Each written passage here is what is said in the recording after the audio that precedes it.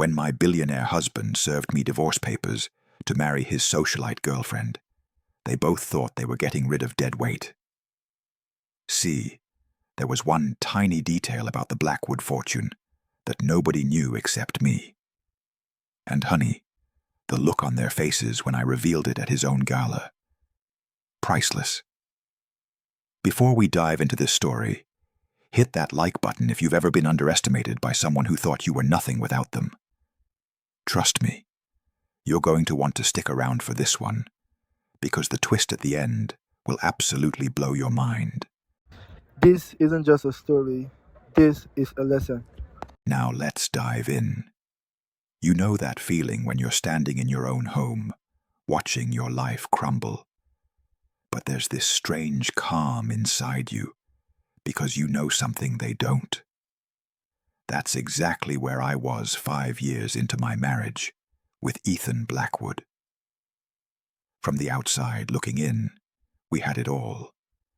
The penthouse with floor-to-ceiling windows overlooking the Manhattan skyline, the compound in the Hamptons, the villa in Santorini, the private jet with our initials on the tail.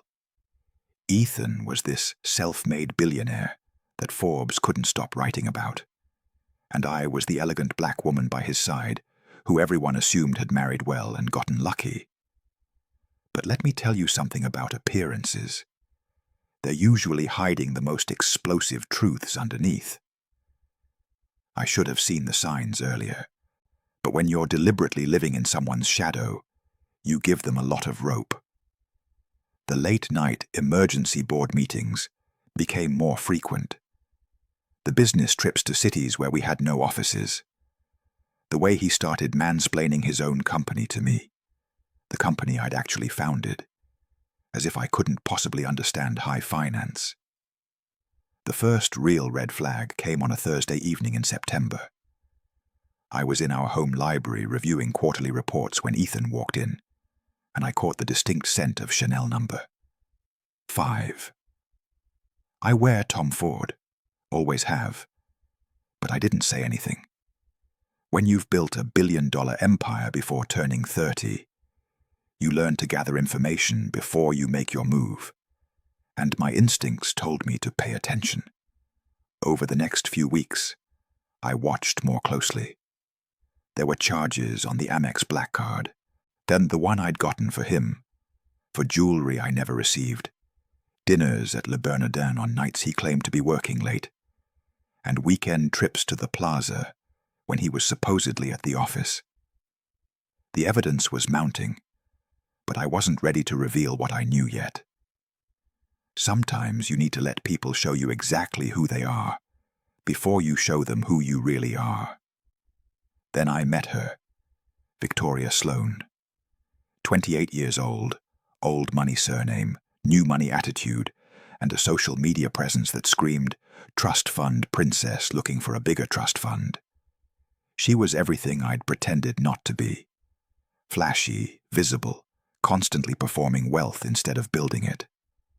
I first saw her at the Met Gala, draped in borrowed couture, making eyes at my husband across the room like I was invisible. The audacity was almost admirable. What really got me, though, was how bold she became once she realized Ethan wasn't going to hide her anymore. She started showing up at his office, posting cryptic Instagram stories from restaurants I recognized, wearing jewelry that looked suspiciously similar to pieces from receipts I'd seen. She even had the nerve to accidentally bump into me at a charity luncheon and introduce herself as Ethan's close friend. Her hand lingering on my arm a beat too long, her smile sharp as a blade. "You're Amara, right?" she'd said, tilting her head like I was a curiosity. "Ethan talks about you. He says you're very supportive of his success." I'd smiled back, calm as still water. "I like to think I had something to do with it." She'd laughed like I'd told a charming joke, not understanding I'd just told her the truth. But the moment that changed everything, the moment I knew exactly what was about to happen, came 3 months later. I was working in my private office, the one Ethan didn't even know existed in a building downtown, when my assistant buzzed me. "Ms. Okafor," she said, using my real name, the one that didn't appear on any documents Ethan had ever seen. "Your husband's attorney just filed notice. They're requesting a meeting about asset division." I'd leaned back in my chair, looking out at the city I'd conquered before Ethan even knew what a P&L statement was. And I'd smiled. "Perfect," I'd said. "Let them come." Because here's the thing about tests. Eventually, everyone either passes or fails. And Ethan Blackwood was about to fail spectacularly. I met Ethan Blackwood 5 years ago at the Global Finance Summit in Monaco. I remember the exact moment because I'd been standing alone on the terrace of the Hotel de Paris, watching the sunset paint the Mediterranean gold, when he walked up and said the most refreshingly honest thing I'd heard in years. "You look like you're plotting world domination." I'd turned to find this confident man in a navy suit, not designer but well-tailored, with ambition written all over his face. "Already done," I'd replied, keeping my tone light. "Now I'm just enjoying the view." He'd laughed, thinking I was joking. That's when I knew I wanted to give him a chance. See, by 30, I'd already built Okafor Global Holdings into a $3 billion empire. Tech investments, real estate, venture capital, you name it. But wealth like that comes with a price. Every man I dated had either been intimidated by my success or worse, seen me as a meal ticket. The last one had proposed with a prenup he'd written himself, protecting his future access to my assets. That's when I decided to disappear. Not literally, of course. But Amara Okafor, the billionaire, stepped back into the shadows, operating through lawyers and anonymous trusts. When I met Ethan, I introduced myself as Amara, a financial consultant who worked for various firms. It wasn't entirely a lie. I did consult. I just consulted for companies I secretly owned.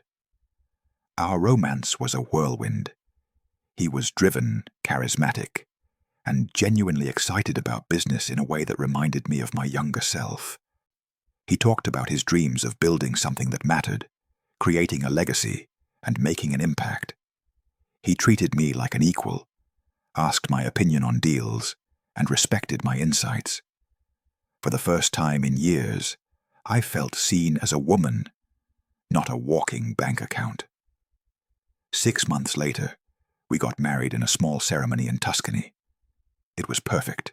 He was perfect. Or so I thought. That's when I created the test. I established the Blackwood Group, a boutique investment firm, and installed Ethan as CEO. On paper, it looked like a startup funded by anonymous investors.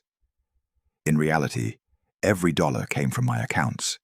Every major decision flowed through my proxy board members. Every success was orchestrated by my team. I told myself I was giving him an opportunity to prove himself, to build something real.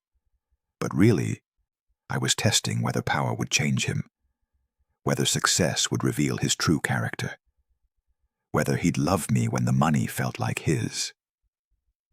Real quick, I want to know where you're watching this from. Drop a comment and let me know what time it is where you are right now.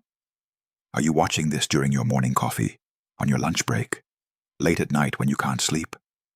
I love seeing our timeless stories, family, all around the world.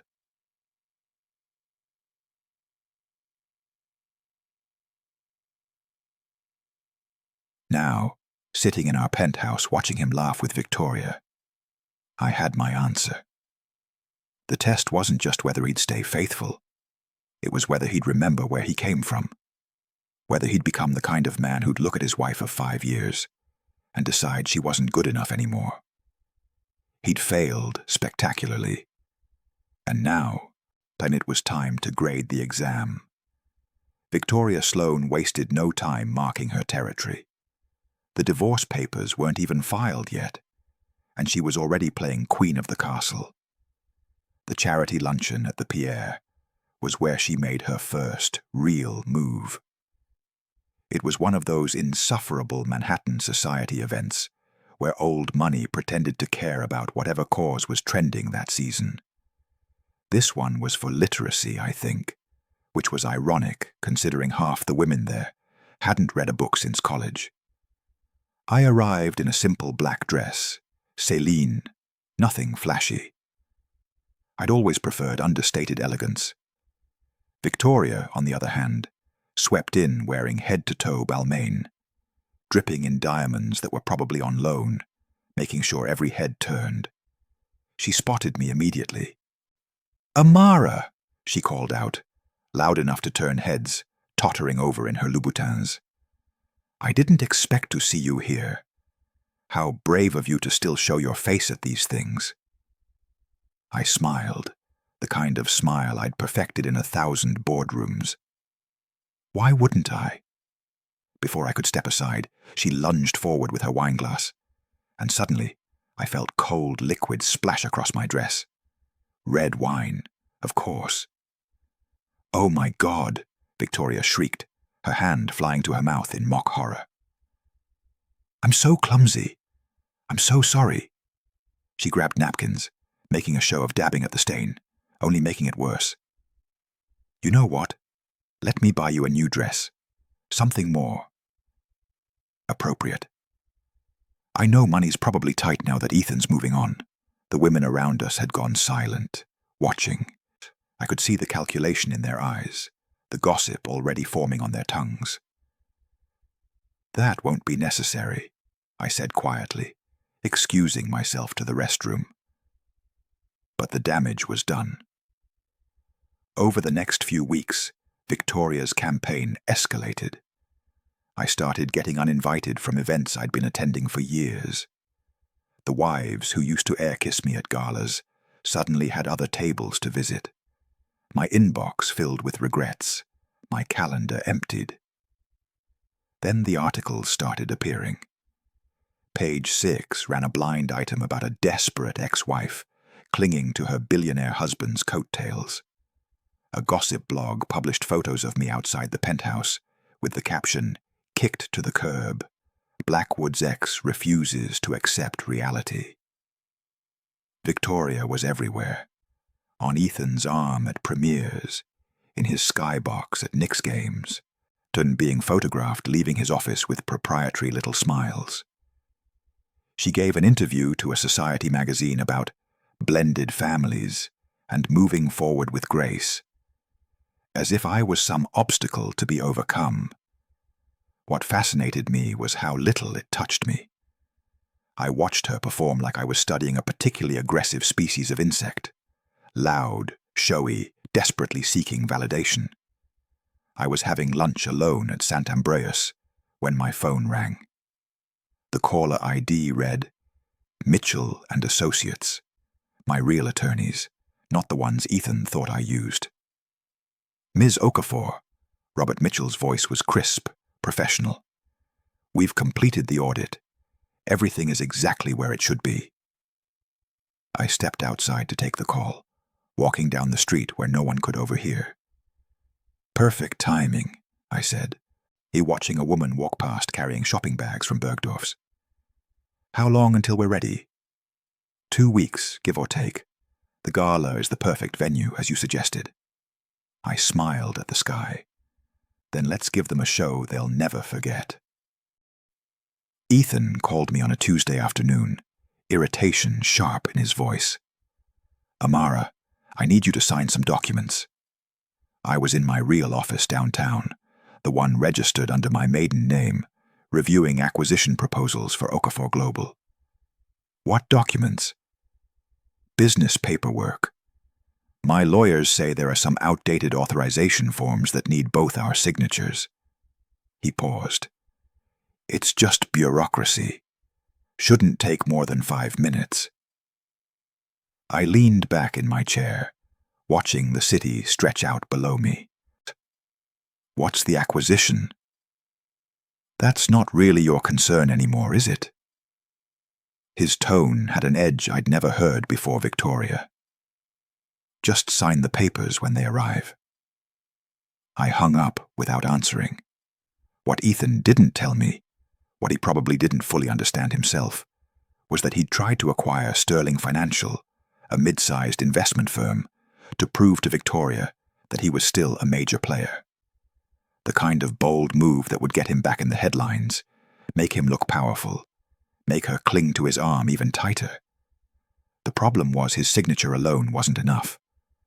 I heard about the aftermath from my proxy board member, James Chen, who sat in on the emergency meeting Ethan called with his lawyers. He was furious, James told me over encrypted phone.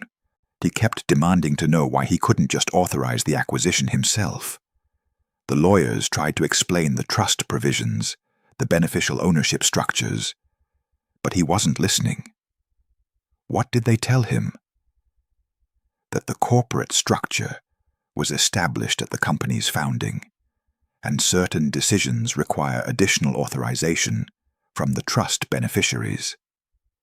They cited confidentiality agreements when he pushed for names. I could imagine Ethan's face, red with frustration, demanding answers that his lawyers legally couldn't give him. The empire he thought he'd built, suddenly revealing foundations he didn't understand. "He called it bureaucratic bullshit," James continued. "Said it was probably something you were doing to be vindictive about the divorce." I smiled at that. How like Ethan to assume I was being petty, and rather than consider that perhaps things weren't what they seemed. But Victoria wasn't making it easier for him. According to the private investigator I kept on retainer, yes, I'd been watching them just as carefully as they'd been dismissing me. She was pressuring him constantly about the divorce timeline. "When can we set a date?" she'd asked at dinner 2 nights ago, her hand on his arm, her voice syrupy sweet. "I want to start planning. Spring wedding, I'm thinking. Maybe in the Hamptons? Or would Aspen be more romantic?" Ethan had promised her it would all be finalized soon, that Amara was being difficult, but his lawyers would handle it. What he didn't realize was that every day he delayed, every roadblock he encountered, every mysterious corporate structure he couldn't quite understand, all of it was by design. The cracks were forming in his foundation. Soon, the whole thing would collapse. And I would be standing there watching when it did, with the blueprints in my hand, showing exactly who'd built it all in the first place. The invitation came via text, which should have been my first clue. "Lunch at Le Coucou. We should talk, woman to woman. 1 p.m. Thursday." I accepted, curious to see what game Victoria was playing now. I arrived exactly on time to find Victoria holding court at a corner table, with 2 of her society friends, Sloane Whitmore and Pepper Vanderberg, both trust fund heiresses who treated charity work like a competitive sport. They stopped talking the moment they saw me, their smiles sharp as knives. "Amara." Victoria stood, air kissing both my cheeks like we were old friends. "I'm so glad you came. You know Sloane and Pepper, of course." I nodded at them, taking the seat that put my back to the wall. Old habit. "We ordered the tasting menu," Victoria said brightly. "Hope you don't mind. Ethan always says you're not picky about food." First jab. I smiled and said nothing. The conversation started innocuously enough. Talk of upcoming galas, vacation plans, the new exhibition at the Whitney. But I could feel them circling, predators waiting for the right moment. Sloane made the first real strike. "That's a lovely dress, Amara. Is it vintage?" "No," I said. "Current season." "Oh." She exchanged a glance with Pepper. "It's just so simple. I thought maybe you were economizing. You know, preparing for the lifestyle change." "What lifestyle change would that be?" Victoria leaned forward, her voice dripping with false sympathy. Honey, we all know divorce is hard, especially when you've been living a certain way because of your husband's success. Victoria's just trying to help, Pepper added. We want you to know you'll still have friends even after, even if you can't afford the same circles anymore. I took a sip of water, letting them continue. The thing is, Victoria said, reaching across to pat my hand, you have to understand what you were to Ethan. You were a practicing wife, darling, someone safe while he built his empire. But now he needs a queen, not a... She paused, her eyes raking over me with theatrical pity. Project. The table went silent. They were waiting for me to break, to cry, to defend myself. Instead, I set down my glass and looked directly at Victoria. My voice came out calm, almost friendly. I hope you've enjoyed these weeks, Victoria. Treasure them. Something in my tone made her smile falter. What's that supposed to mean? Listen. I need to pause the story for just a second, because this is important. If you're relating to this story, if you've ever felt underestimated, overlooked, or treated like you were less than by someone who should have valued you, I need you to do something for me. Hit that share button right now and send this to someone who needs to hear it. Maybe it's your best friend who's going through a rough time. Maybe it's your sister who's dealing with someone who doesn't appreciate her worth. Maybe it's you 6 months ago who needed to know that being underestimated doesn't define your value. And if you haven't subscribed to Timeless Stories yet, what are you waiting for? We share stories like this every single day. Stories about underdogs who rise, about people who were counted out but came back stronger, about the quiet power of knowing your own worth. Don't miss the next one. Hit that subscribe button and turn on notifications. Because trust me, you don't want to miss what's coming next in this story either. Now, back to Amara's revenge. Exactly what I said. I stood, placing my napkin on the table. Enjoy your lunch, ladies. It's been illuminating. I left them there, confused and unsettled, Victoria's face shifting from smug to uncertain. That night, I hosted dinner in my private office. Not the penthouse Ethan thought was ours, but my real headquarters. Robert Mitchell was there, along with my CFO, my head of corporate affairs, and my publicist. They're getting bolder, I said, pouring wine, which means they feel secure. That's good. The gala is in 3 weeks, Robert said. Everything is in place. The board has approved the reveal strategy. The documents are ready. I looked around the table at the people who'd helped me build and hide an empire, who'd kept my secrets for 5 years, while I played house with a man who'd just failed the ultimate test. Then it's time, I said. Let's show them exactly who they've been underestimating.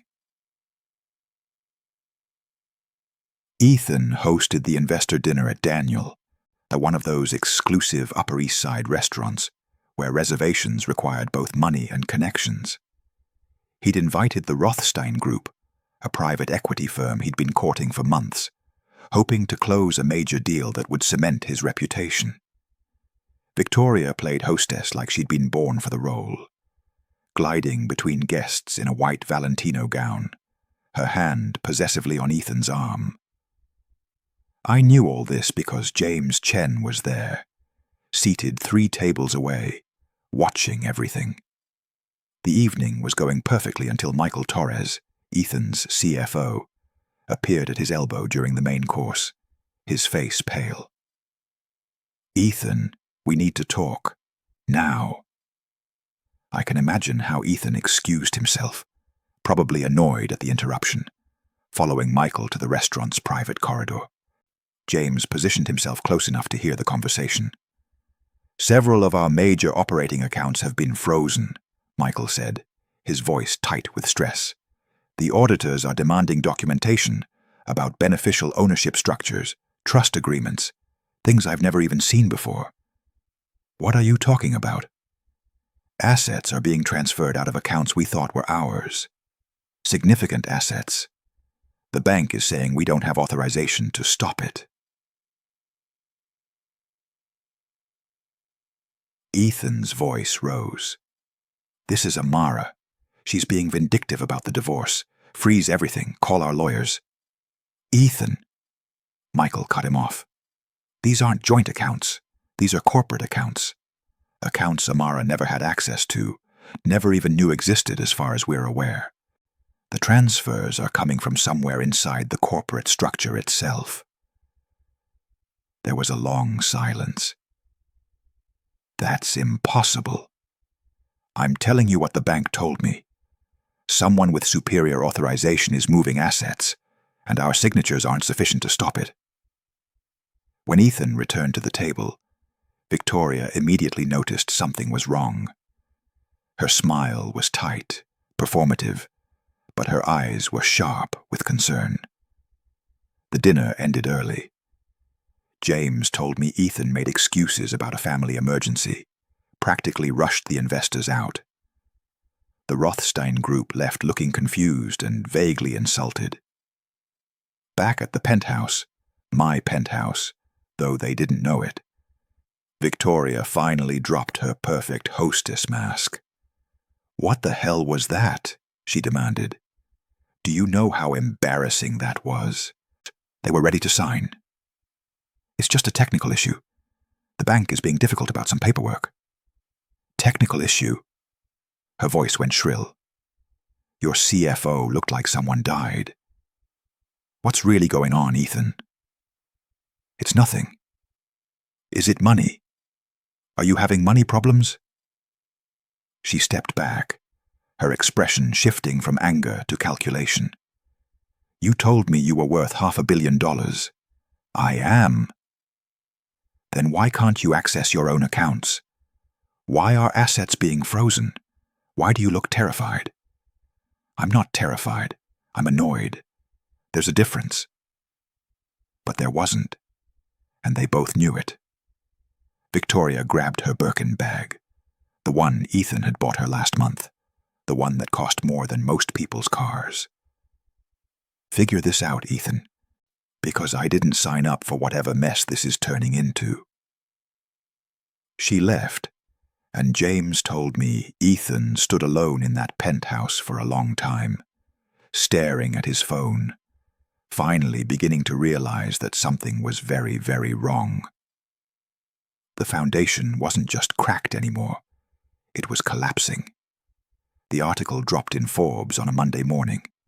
The headline read, "The Phantom Billionaire, Inside the Empire of Amara Okafor." I was having coffee in my office when my publicist called, barely containing her excitement. "It's perfect. Exactly the narrative we wanted." The piece was a masterclass in strategic revelation.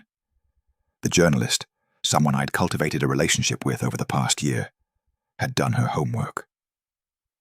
She detailed my early investments in tech startups that became unicorns, my real estate holdings across 3 continents, my venture capital firm that had backed some of the decade's biggest IPOs. But the part that made me smile was this paragraph. "Okafor is known in elite financial circles for her unconventional approach to corporate control. Sources say she often invests in companies through complex trust structures, placing charismatic figureheads as public CEOs, while she orchestrates strategy from behind the scenes. She's like a chess master," one insider told Forbes. "You never see her move, but suddenly the whole board has changed." Ethan read it over breakfast. I know because Victoria posted an Instagram story of them at Balthazar, and in the background, I could see the Forbes magazine open on the table. He read about a billionaire named Amara Okafor, and never made the connection to his wife, an Amara Blackwood. Why would he? I'd spent 5 years being invisible. But Manhattan's elite circles weren't as oblivious. I started appearing in public more deliberately now. No more hiding, no more playing small. I attended gallery openings in custom Dior, had front row seats at Fashion Week, was photographed leaving meetings with CEOs whose names made headlines. At a charity auction at Sotheby's, I bid $2 million on a Basquiat without blinking. The woman next to me whispered to her companion, "Who is she?" The rumors started spreading like wildfire. At every event, I could feel eyes on me, hear the whispered speculation. Where does she get her money? Why isn't she fighting Ethan for a settlement? Is she secretly wealthy? Who is she, really? The society pages that had mocked me weeks ago were now desperate for information. Mystery woman. Ethan Blackwood's ex-wife. Stuns at gala in $50,000 gown, read one headline. Victoria's Instagram activity became frantic. She posted constantly. Photos of her and Ethan. Designer purchases. Captions about real class and authentic wealth. She was performing prosperity, while I was simply existing in it. She started calling around, trying to dig up dirt on me, asking mutual acquaintances about my background, my family, my finances. I heard through the grapevine that she'd even hired a private investigator. "Let her look," I told Robert over the phone. "She won't find anything connected to Blackwood Group. That's the beauty of it." At a restaurant opening in Tribeca, Victoria cornered one of my former charity co-chairs. "Where does Amara get her money?" she demanded, too many martinis making her bold. The woman, bless her, looked Victoria up and down and said, "Darling, if you have to ask, you'll never understand." I was at a corner table, watching the whole exchange. Victoria's eyes found mine across the room, and for the first time, I saw something new in them. Fear. Victoria made her fatal mistake on a Wednesday afternoon in my favorite season, the moment when desperation overrides intelligence. She'd spent 2 weeks digging into my finances and found nothing. No trust fund, no inheritance, no obvious source for the wealth I was suddenly displaying. It drove her crazy, watching me glide through rooms she thought she'd conquered, wearing clothes that cost more than her monthly allowance from Ethan, radiating a power she couldn't understand or compete with. So she did what desperate people do. She manufactured evidence. I heard about it from Robert Mitchell within an hour of it happening. Victoria had approached Ethan with documentation she claimed proved I'd been embezzling from the Blackwood Group throughout our marriage. Fabricated bank transfers, forged withdrawal records, a narrative that painted me as a thief who'd been secretly siphoning money while playing the devoted wife. "She's done us a favor," Robert said, and I could hear the smile in his voice. Ethan, desperate to justify his choices, desperate to prove Victoria right and his instincts wrong, took the bait immediately. Within 48 hours, his lawyers filed not just divorce papers, but criminal allegations of embezzlement and fraud. The press had a field day. "Blackwood claims ex-wife stole millions," screamed the Post. My phone exploded with calls from journalists, former friends, concerned acquaintances. I issued a single statement through my attorney. Ms. Blackwood denies all allegations and welcomes a complete and thorough investigation into all financial matters related to the Blackwood Group. That last part was key. All financial matters. The lawsuit triggered exactly what I'd been engineering for months. A full forensic audit. Not just of my activities, but of the entire corporate structure. Every account, every transaction, every document since the company's founding would be subpoenaed and examined. Victoria had inadvertently handed me the perfect stage for the truth. "They'll fight the scope of the audit," Robert warned. "Let them try.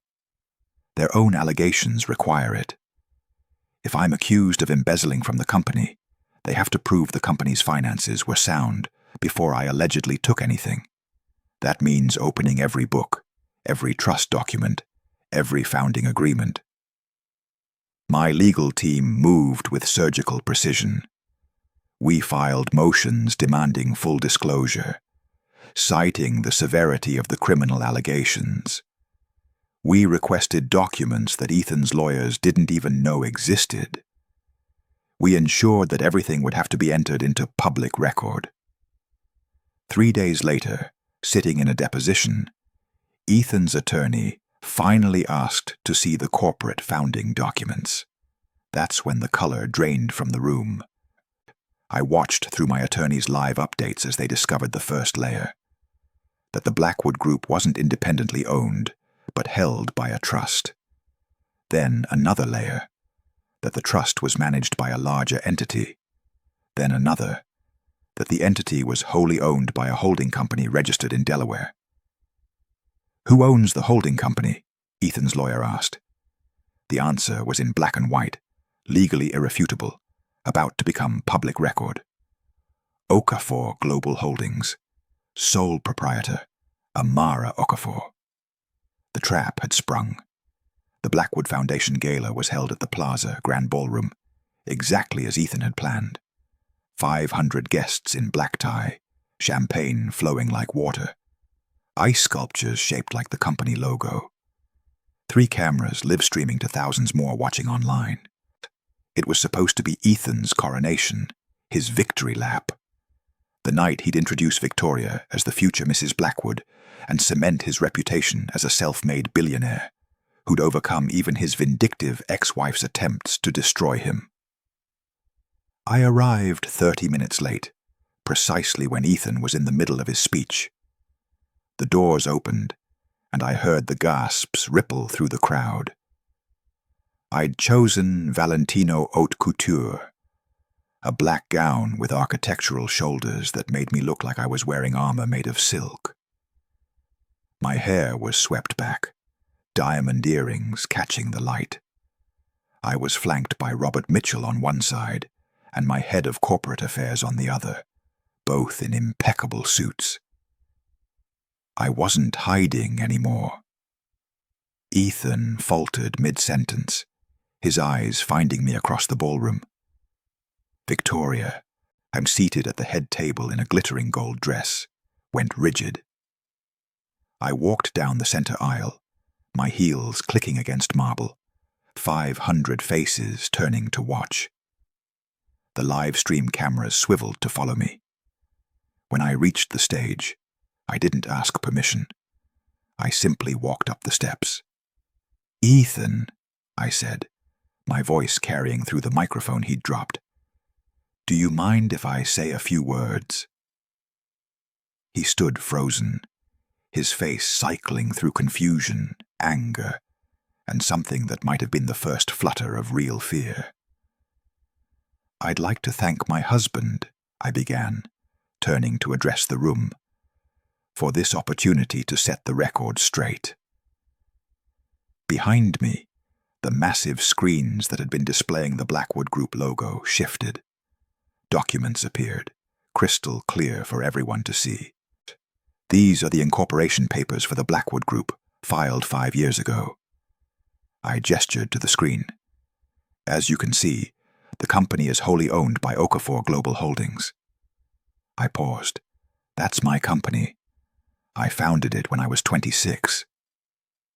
The room went silent. On screen, page after page appeared. Trust documents, financial records, authorization agreements. These documents show that Ethan Blackwood was appointed as CEO by my proxy board. A salaried position, I might add. Every dollar he spent, every investment he made, every success he claimed, all of it came from accounts I funded. The murmur started low and built to a roar. Phones came out, frantically typing, photographing the screens. The live stream viewer count was climbing exponentially. "My name is Amara Okafor," I declared, my voice cutting through the chaos. "I built my first billion before I turned 30. I created the Blackwood Group to answer a question that had haunted me. Could I be loved for myself, not my wealth? I gave Ethan an empire to run, hoping he'd prove worthy of partnership." I turned to look at him directly. Tonight, he's given me my answer. Ethan's face had gone white. He tried to speak, but no sound came out. Victoria was already moving, gathering her clutch, pushing back from the table. I watched her flee toward the exit, a gold dress flashing as she ran. The room erupted. 3 months later, I stood in my office looking at the Business Insider cover framed on my wall. "The billionaire who hid in plain sight. Amara Okafor's extraordinary deception." The photo showed me in my boardroom, commanding and unapologetic. Not Mrs. Blackwood, not anyone's wife, just me. Ethan's world had collapsed spectacularly. Within 48 hours of the gala, every major publication had run the story. His business partners distanced themselves. His board memberships were revoked. Speaking engagements cancelled. The man who'd claimed to be a self-made billionaire was revealed as a figurehead, a puppet who genuinely believed he was pulling his own strings. He'd released a statement through his lawyers attempting damage control. But the facts were irrefutable. Every document was public record now, thanks to the lawsuit Victoria had pushed him to file. The embezzlement charges were quietly dropped, replaced by a humiliation that would follow him forever. Victoria, ever the opportunist, he had married a minor European aristocrat 6 weeks after the gala. Count something or other with an actual castle and a dwindling fortune he hoped she'd replenish. I'd seen the wedding photos in Tatler, her in Vera Wang, smiling at a man twice her age, already measuring the estate for renovations. The Blackwood Group was dissolved. Its valuable assets, the investments that had actually performed, the properties that held real value, were absorbed back into Okafor Global. The company that existed purely as a test was dismantled like the experiment it had always been. I'd learned something during those 5 years of hiding. I thought I was protecting myself, testing others, staying safe by staying small. But hiding yourself isn't protection. It's prison. I'd locked away the most essential parts of myself and called it wisdom, when really it was just fear. Never again. The Okafor Foundation for Economic Empowerment launched last month. We focus on helping women build generational wealth, teaching them to invest, to negotiate, to take up space in boardrooms where they're told they don't belong. The first cohort of 50 women would graduate next quarter, each with seed funding and mentorship. It was my mother's maiden name I'd taken back, her legacy I was honoring. She'd taught me that power unused is power wasted. Today, I was meeting with the board of a tech startup I was considering acquiring, not through proxies or anonymous trusts, but as myself. Amara Okafor, visible and unapologetic.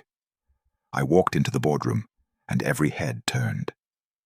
The CEO, a young woman who'd built her company from her college dorm room, stood to greet me with stars in her eyes.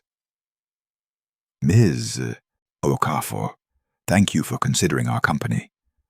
"Call me Amara," I said, taking my seat at the head of the table. "Now, tell me about your vision." As she began presenting, passionate and brilliant and unafraid, I felt something I hadn't felt in 5 years. I smiled. Genuinely, freely, without calculation or caution. I was finally, fully myself. And that empire I'd built in shadows. Now it blazed in broad daylight, a testament to what happens when a woman stops apologizing for her power and simply wields it. The test was over. I passed. If this story resonated with you, if Amara's journey from being underestimated to standing in her full power moved something in you, then we need to talk. Here's what I need you to do right now. First, smash that like button if you believe that your value isn't determined by who recognizes it. Your worth exists whether anyone sees it or not. Second, subscribe to Timeless Stories and hit that notification bell. We bring you stories like this every single day. Stories about people who were counted out, looked over, and underestimated, but who rose anyway. Stories about the quiet strength it takes to know your worth when the world tells you you're worthless. You deserve to hear these stories. Your timeline deserves these stories. Third, and this is the most important one, share this video. Send it to every woman in your life who needs to remember that being underestimated is not the end of the story. It's often the beginning. Send it to the friend who's going through a divorce, the sister who's been told she's not enough, the daughter who needs to see what real power looks like, the mother who sacrificed everything and was never valued for it. Drop a comment and tell me, have you ever been underestimated by someone who should have valued you? How did you prove them wrong? Your story matters. Share it with our community. And remember, just like Amara, you don't need anyone's permission to step into your power. You don't need validation to know your worth. You don't need applause to know you're extraordinary. You just need to stop hiding. I'll see you in the next story. Until then, remember, the best revenge is becoming exactly who you were meant to be all along. This is Timeless Stories, and your story, it's just beginning.